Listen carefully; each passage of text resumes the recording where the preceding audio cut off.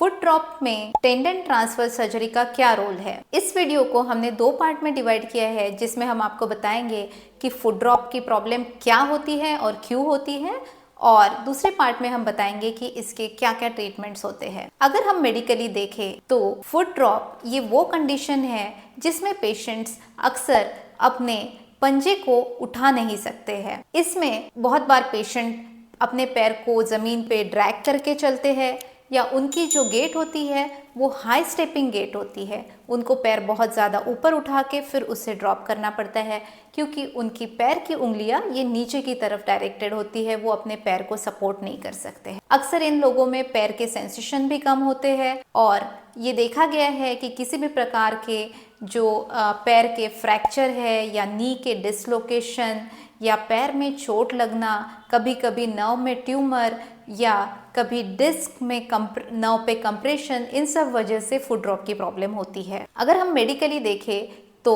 जो एक peroneal nerve करके पैर की नस होती है, उसमें चोट लगने से या प्रेशर आने से इस तरह का फुट ड्रॉप देखा जाता है। तो इसके लिए क्या क्या ट्रीटमेंट ऑप्शन अवेलेबल है। अगर ये बहुत अर्ली स्टेज में है तो आप इसे फिजियोथेरेपी या नर्व स्टिमुलेशन से भी ग्रेजुअली इसे इम्प्रूव हो सकता है। कभी अगर नस में चोट है तो आपके डॉक्टर आपको नर्व रिपेयर की सर्जरी या ट्यूमर रिमूवल की सर्जरी भी सजेस्ट कर सकते हैं। जिन पेशेंट में फुट ड्रॉप की वजह से चलने में दिक्कत हो रही है, अक्सर उनके लिए फुट ड्रॉप स्प्लिंट्स का ऑप्शन भी अवेलेबल है, जिसकी वजह से उनका एंकल चलते वक्त सपोर्टेड होता है और पैर नीचे की तरफ नहीं गिरता है। पर जिस तरह जब ये प्रॉब्लम लॉन्ग टर्म हो जाती है और पेशेंट्स की किसी वजह से नर्व की कंडीशन में इम्प्रूवमेंट नहीं होती है, ये प्रॉब्लम में परमानेंट हो जाती है, उस कंडीशन में बहुत लंबे समय तक स्प्लिंट पहनना पेशेंट को कंफर्टेबल नहीं लगता है। उनके लिए जो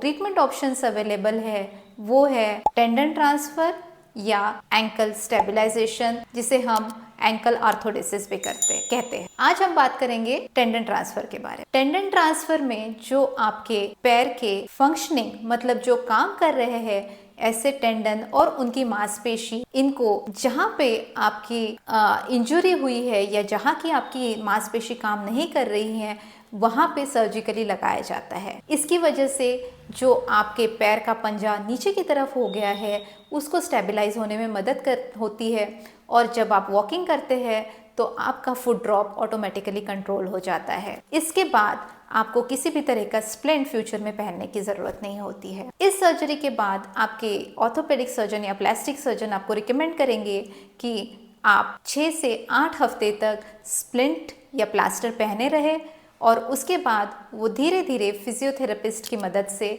आपको वॉकिंग करना और आपके पैर को इफ़ेक्टिवली यूज़ करना सिखाएंगे। Thank you.